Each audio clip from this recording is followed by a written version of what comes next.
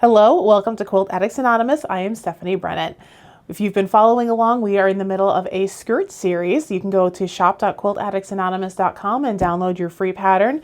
In today's video, we are going to finish the skirt by hemming it. We're going to learn how to use the seam gauge to measure the correct hem, squaring it up if we need to, and then you'll be ready to go. So before we do any hemming or measuring, what we need to do is the same thing we did to the waistband. We need to go ahead and square this up. So as you can see here, the fabric doesn't exactly line up because when we initially cut it, we were following the pattern, but now we do need to go ahead and make sure that it is the same. So make sure that your lining is pulled out of the way so you don't accidentally cut that. Now, just like we said with the waistband, if you cut a true rectangle out initially if you didn't have a directional pattern, you don't need to worry about this. But if you followed the pattern, you want to make sure that the hem is going to be straight so that when we're folding it over, everything lines up the way it needs to. So what I'm doing here is I am lining up the shorter edge of the skirt with the edge of the ruler and give it a cut. To hem the skirt, we're going to use the seam gauge, and on the seam gauge there are markings, and what you want to do is line up this movable part here with where it says 1/2 inch. And this just gives you a really quick and easy reference as you go about this. And then you're going to line up the raw edge of the skirt with this wing part of the seam gauge. If you want to go ahead and pin here, you can.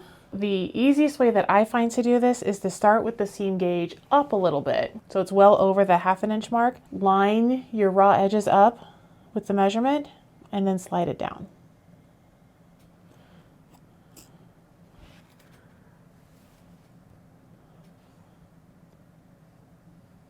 Now when you get to your French seam, because you don't want to twist the French seam just like we didn't want to twist the elastics, so reach in up to the waistband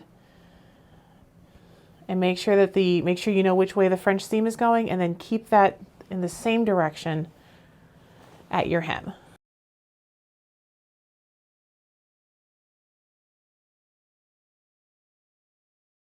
Now how many pins you put in here is really up to you. We're not going to be sewing just yet. What we're doing is we're going to measure out the 1/2 inch, and then we're going to press it, which once you get a couple pieces in, if you just pull the skirt taut, you can see where that fold is. And so from here, we're going to press it. Make sure not to get the plastic part on there because these are not heat resistant. Now I'm not using steam on here just yet. Just kind of pull the fabric taut. From here, now that you've got the entire circumference of the hem pressed, I'm just going to fold it over again. And it should be at a 1/2 inch, but it wouldn't hurt to go ahead and just check it every so often. Now, when you're putting pins in here, put as many as you need to. I put in more this time than I did the first time, because this is what I'm actually going to be taking to the sewing machine.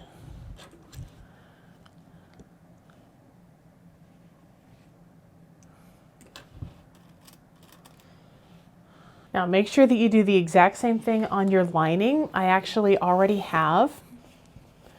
I like to do the lining first just because it kind of gives you a practice run. But what we're going to do is we're going to stitch as close as we can to the top of that roll on there. Make sure that your French seam is flat. I'm just going to sew all the way around. Now when I'm sewing, I like to sew with the inside of the skirt facing up so I can see exactly where that hem is, or the top of that hem is, so I know exactly where I'm sewing. And that's what I'm going to watch for.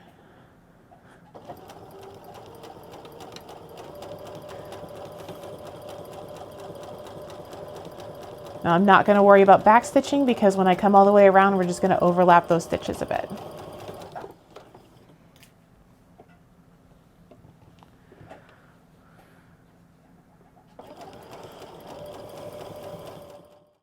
And our last step, now that we've finished that hem, is just to give it one final press. Make sure you are doing this to the lining as well.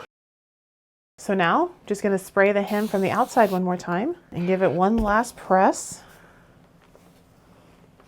All right, now that the hem is done, our simple pull-on skirt is finished. There you go, very simple, very versatile skirt. You can make this just about anything you want it to. Like we said at the very beginning, you can make it more full, you can make it longer, I mean, the sky is the limit. You can really just have fun with this skirt and get it done, very, very quickly.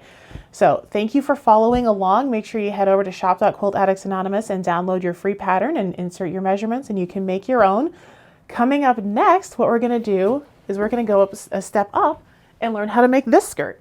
Now this skirt is also very simple, very easy to do, very versatile. We do have another waistband. We're actually going to add some darts to it, so it's going to be a little bit more fitted, but still not hard at all. It's going to be a lot of fun. We'll learn how to actually use a pattern where you're going to put it out on the fabric, and we're going to learn how to cut that out and how to mark it.